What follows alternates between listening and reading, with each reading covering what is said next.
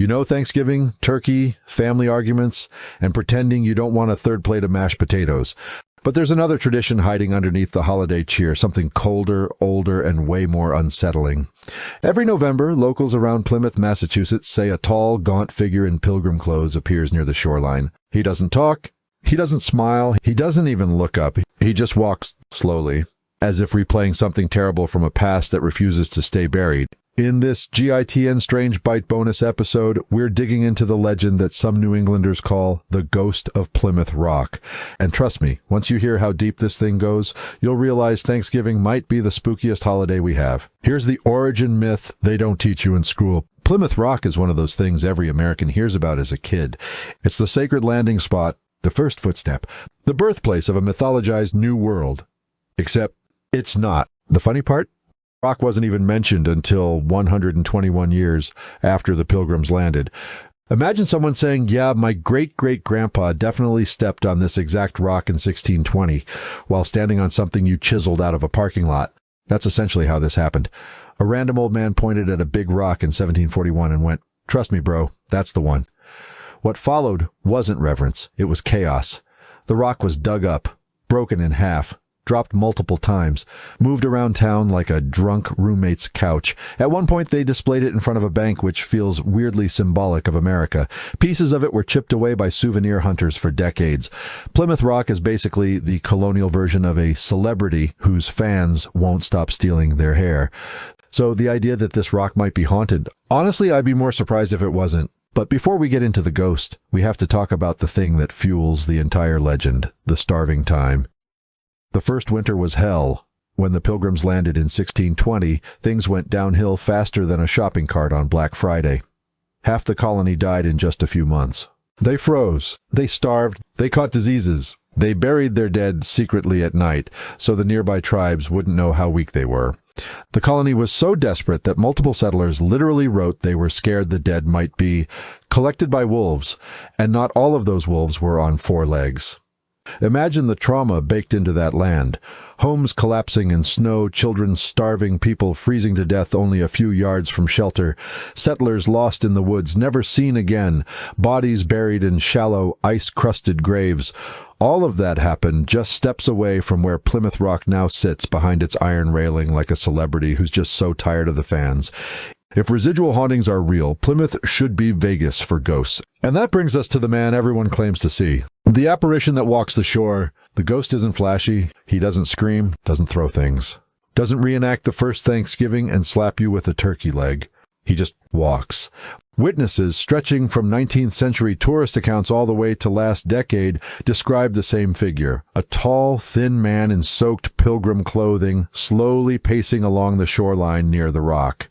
He keeps his head down, his hands clasped behind his back. He moves like he's in a trance, stuck in some looping memory. Some say he glows faintly. Others say he's so solid-looking they thought he was a reenactor, until he vanished into mist. And the footprints? Those are the creepiest part. More than one witness reported footprints appearing in wet sand that stop abruptly, like someone literally vanished mid-step. Now, you'd think this would be written off as tourist embellishment, except the sightings cluster around one time of year, mid to late November. Every year, which just so happens to be the anniversary of the colony's first winter and the modern Thanksgiving season. So who is he? Theories vary wildly, but let's run through the suspects. The most popular theory ties the ghost to a settler who died before the colony even stabilized. A few names show up in the records. John Goodman, a man who went missing after venturing out into the freezing wilderness. Some believed he froze to death alone. Others thought he fell into the water. A few claimed he was taken by something in the forest, though something in the forest in 1620 could mean anything from wildlife to spirits to just being very bad at directions. Thomas English, a skilled sailor who drowned while trying to help retrieve supplies. Local folklore blends his story into a tragic image, a man who died trying to save the colony but never reached shore. Many paranormal researchers think the ghost isn't one person at all. Instead, it's a collective manifestation of all the men who died that winter, especially those who disappeared into the sea.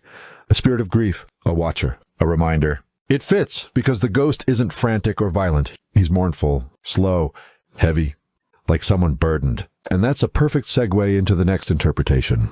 Folklorists in the 1800s wrote that Plymouth Rock bears the emotional weight of the dead. Think about it. The rock was broken, dragged, paraded around town, chipped away by thousands of hands, reassembled like Frankenstein's monster, then locked behind bars like a criminal. If spiritual energy can attach to objects, this one's been through centuries of abuse. New England has a long tradition of haunted stones, especially in places with violent colonial history. Some locals genuinely believe Plymouth Rock soaked up trauma like a sponge. In this interpretation, the ghost isn't guarding the rock. He's trapped by it, bound to a symbol he never asked to be part of. There's a poetic bitterness to that. But let's talk about the sightings themselves, because some of them get weird. The earliest documented reference comes from the 1800s, when travelers wrote about seeing a somber pilgrim ghost walking by the water at dusk. Several accounts from that time describe a tall figure wearing outdated clothing, a pale glow around him, apparitions dissolving into mist, footprints that appeared and vanished, sudden cold winds blowing inland from the sea. One woman in 1889 said she followed the figure for nearly a full minute before he turned into a cloud, which sounds like something you'd see at 2 a.m. after drinking too much colonial rum. Jump forward to the 1930s, and WPA Folklore Projects collected dozens of local ghost stories, Plymouth Rock among them. Multiple informants mentioned the Pilgrim ghost who returns in the season of mourning, which was a poetic New England way of saying November is depressing. In modern times, paranormal investigators have reported cameras glitching or refusing to focus, sudden cold spots around the rock, faint whispers or hymns, shadow figures at Coles Hill, the burial ground, an apparition seen walking directly into the shoreline and disappearing under the waves.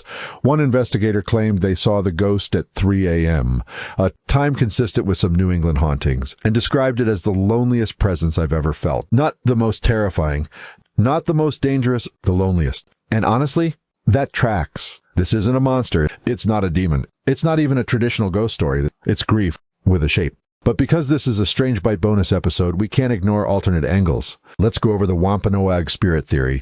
Before the Pilgrims arrived, the Wampanoag people lived in that region for thousands of years. Their folklore includes numerous spirits associated with the ocean, forest, and land. One belief describes watcher spirits, beings that observe humans but rarely interact. They appear as shadows or human-like figures. Some local Wampanoag storytellers have suggested the Pilgrim ghost might not be a pilgrim at all. It might be older. A spirit adopting a familiar shape so colonists could understand it. That idea turns the legend on its head. Instead of a dead settler haunting the rock, this could be a land spirit haunting the settlers, a guardian, a warning, or an observer of what came after. This interpretation adds an eerie, uncanny layer. The ghost's sadness might not be his own, it might be the land's. If we go full paranormal investigator mode, here are the big theories. 1. Residual haunting.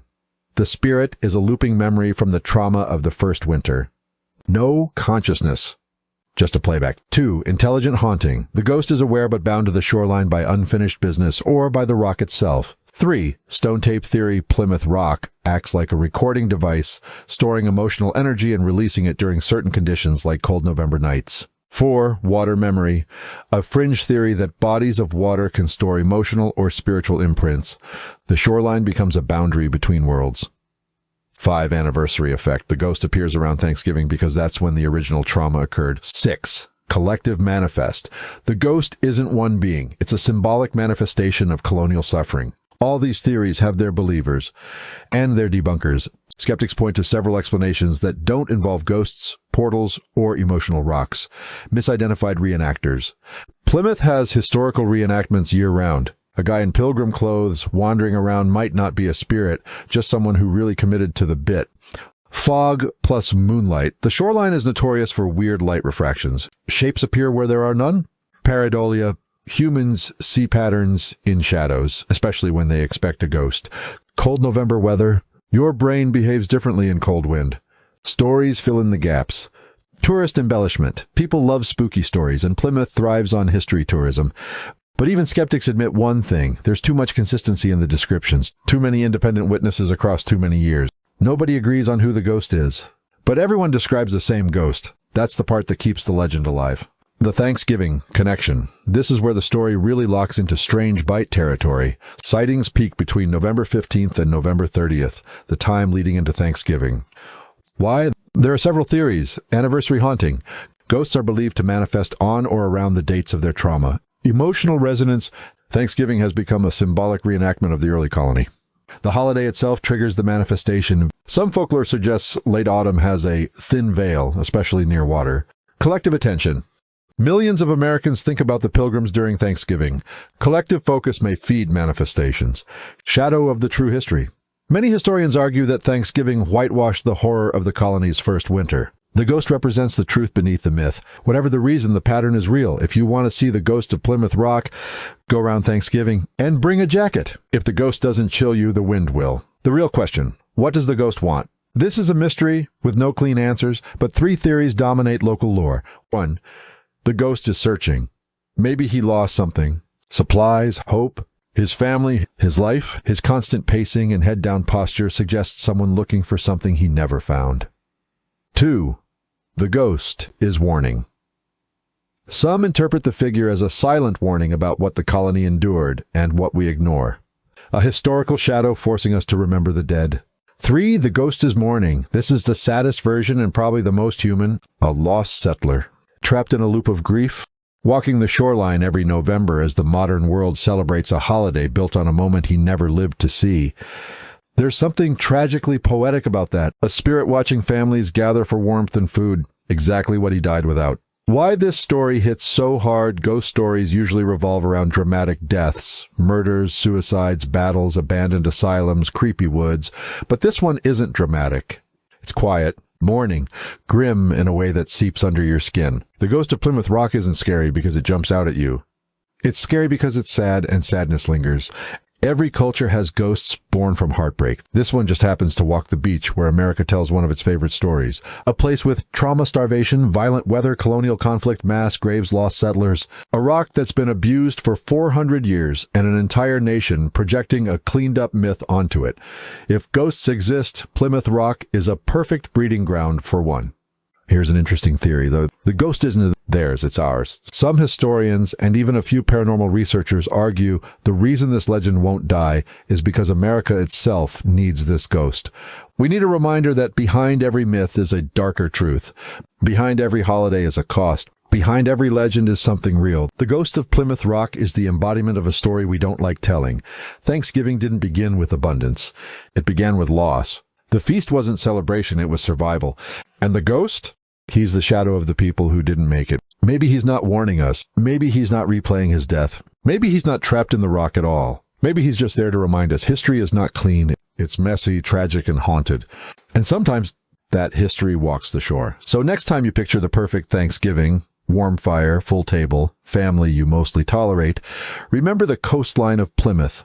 Cold wind, gray waves, a lonely figure in soaked clothes, walking endlessly along the shorelines, searching for something long gone, seen by generations, forgotten by most, but returning every November like clockwork. The Ghost of Plymouth Rock isn't the scariest legend, but it's one of the most human, and sometimes those are the ones that stick to us the longest.